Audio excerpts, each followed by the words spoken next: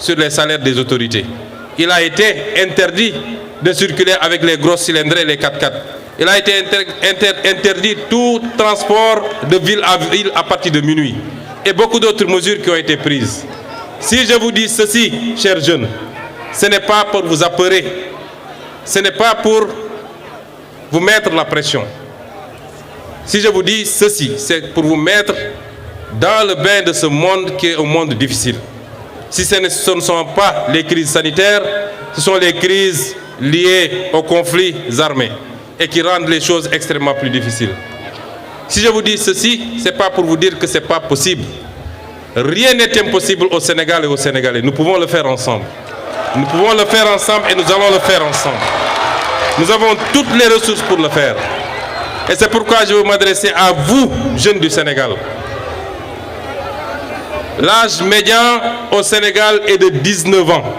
Cela veut dire que plus de 50% des jeunes de Sénégalais ont moins de 20 ans, ont 19 ans. Plus de 50% des Sénégalais. Ça veut dire que sur 18 millions de Sénégalais, entre 9 et 10 millions ont moins de 19 ans. 75% des Sénégalais ont moins de 35 ans. Ce pays appartient à la jeunesse. Il vous appartient. C'est à vous de faire ce pays. C'est à vous de faire ce pays. Et vous devez le faire avec un leadership éclairé. Un leadership patriotique. Un leadership qui pense au pays et rien qu'au pays. Qui soit immunisé des combines politiques. Qui soit immunisé des intrigues qui n'apportent rien au pays. Un leadership digne. Vous devez le faire, vous les jeunes. J'ai 1000 fois plus confiance en vous les jeunes qu'à la majorité des adultes de ce pays. C'est à vous de faire ce pays. Et vous devez le faire. Vous avez démontré dans un passé récent que vous aviez toutes les ressources, les leviers, mais surtout la conscience. Parce que lorsque vous sortiez pour faire face au régime qui était là, pour dire non à toute obstruction du projet transformateur de ce pays, vous avez démontré que vous avez les capacités, vous avez la maturité que beaucoup d'adultes n'ont pas. Et je veux parler à cette jeunesse aujourd'hui. N'acceptez aucune manipulation. Un pays ne se construit pas en un jour, particulièrement lorsque le pays a été détruit pendant 65 ans. C'est ensemble que nous allons construire ce pays. Xale bu amagul suñu né xaju askan wi bu dé ñun fukk ak juróom ñett lañu ci ay millions ci askan wi ñu ne nu mu tuuti fukk yi ay ndaw lañu amaguñu 19 ans mbokk yi tollagu leen fu ngeen di amee bay ñàkk bu leen kenn dugal ci yooyu xam ngeen lu am solo mooy ñi ngeen jiital ci bopp réew mi chaque jour fi ñuy teg seen tànk est-ce que foofu la wala du foofa est-ce que ñi ngi xeex corruption est-ce que ñi ngi jël alal réew mi di ko delloosi barki démb nee naa leen ku leen digoon démb ni suñu pétrole suñu gaz nañ ko delloosi bu ñëwee ne leen ñu ngi delloosi yaakaar teraanga ngeen xam ne mi ngi ci li mu waxoon ku leen ne woon suñu phosphate nañ ko delloosi bu leen ne dinaa jël ICS ngeen xam ne mi ngi ci li mu nekkoon jëlee fi tappale gi nga xam ne moo yàq réew mi teg réew mi ci yoon teg ko ci jub ak jubal loolu lañ leen woo yéen la jeunesse de ce pays ci loolu la ñu nekk chaque jour bu ngeen gisee coow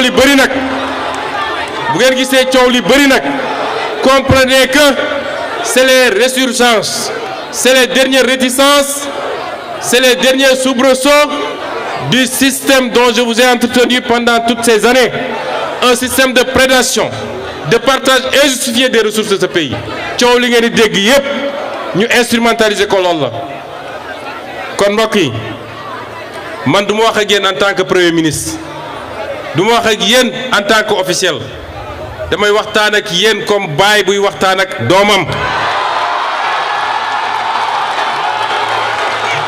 wallahi yàlla moo ma tiim bu dee kenn ku nekk ci yéen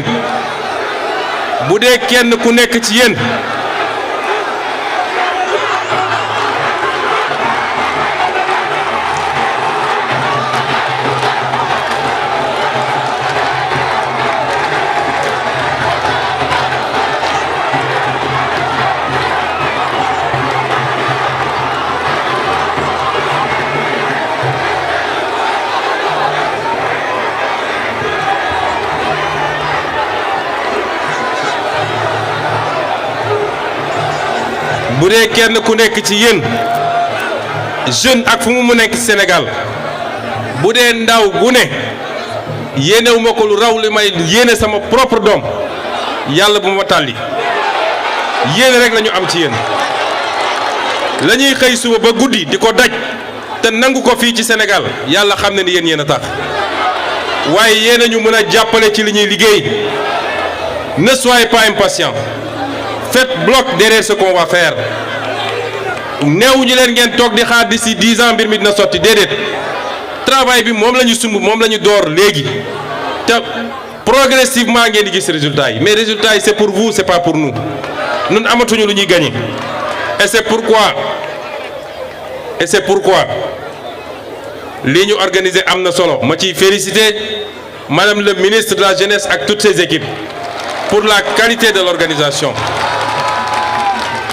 Jeunesse du Sénégal yéen li ngeen woon Sénégal magu Sénégal gépp bu ñu àndoon def loolu barki démb li suñuy footballeur wone te lépp ñu lal ko ci jom ak fit ak fulla ak désintéressement bu mat sëkk li ngeen di woon mag ñi bés bu ne buñ ci tënkuwoon ñun ñëpp te ngeen continuer le travail de conscientisation kon tey Sénégal teg nañ ko fi ñu ko war a teg ce Sénégal est le vôtre il n'est pas le Sénégal d'Ousmane Sonko il n'est pas le Sénégal de tous ces vieux qui ont tout échoué et qui veulent aujourd'hui vous manipuler pour revenir c'est pas le Sénégal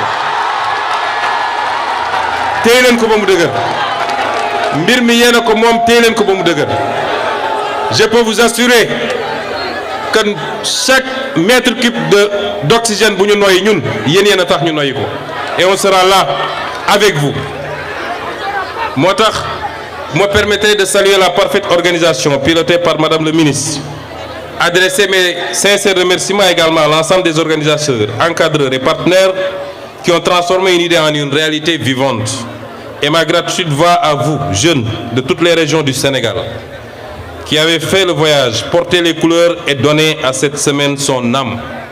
J'ai été très fier de voir défiler les 14 régions du Sénégal tout à l'heure lii mooy Sénégal du nord au sud de l'est à l'ouest benn Sénégal toute ethnie confondue toute religion confondue ñun ñooy Sénégal kon yéen jeunes yi bu leen kenn dugal ci loo xam ne day yàq la cohésion nationale surtout avec l'effet des réseaux sociaux wax ju bon wax ju ñaaw naan sa café xool ku la neex nga wax ko loo xam ne leer na ni buñ la newoon andil preuve mënoo ko bu leen ci kenn dugal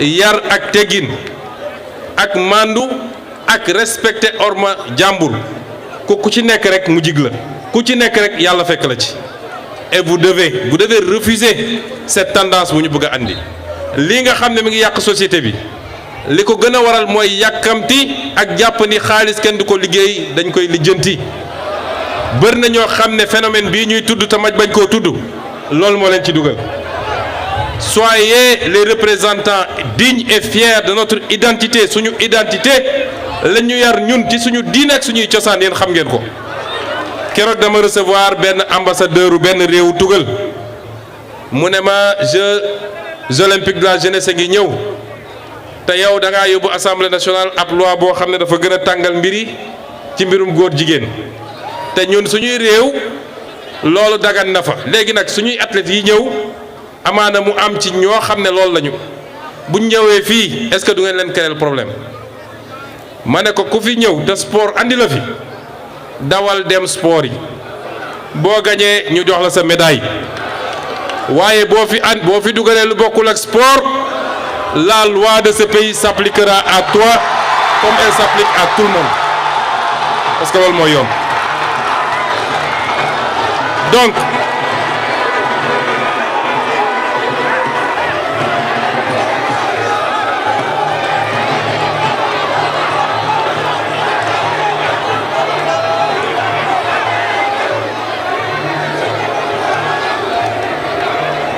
chers jeunes, nous allons ensemble réussir la révolution que nous avons promis, que nous nous sommes promis nous-mêmes, que nous avons promis au peuple sénégalais, que nous avons promis au monde entier. Une révolution se construit dans la durée. Une révolution rencontre des difficultés et des soubresauts. Le temps est le meilleur juge et le temps jugera qui est révolutionnaire et qui ne l'a pas été. Mais yéen la jeunesse, yéen ñi may waxal, soyez les gardiens de cette révolution. Soyez les vigies du changement qualitatif qui permettra dans 5 ans, dans 10 ans, que yéen les jeunes, vous puissiez récolter les bénéfices des efforts que nous avons faits ensemble. Soyez les gardiens, tous les jours que Dieu fait. Parce que des gens ont perdu la vie pour que ce pays change, ne l'oubliez jamais. Des gens ont souffert pour que ce pays change, ne l'oubliez jamais. Et certainement, la majorité d'entre vous ont pu subir ces affres. Révolution boobu laa teg seen loxo wax naa keroog assemblée ni man maay le guide de la révolution. Waaye yéen les jeunes yéenay les gardiens de cette révolution. Et je voudrais conclure par vous dire que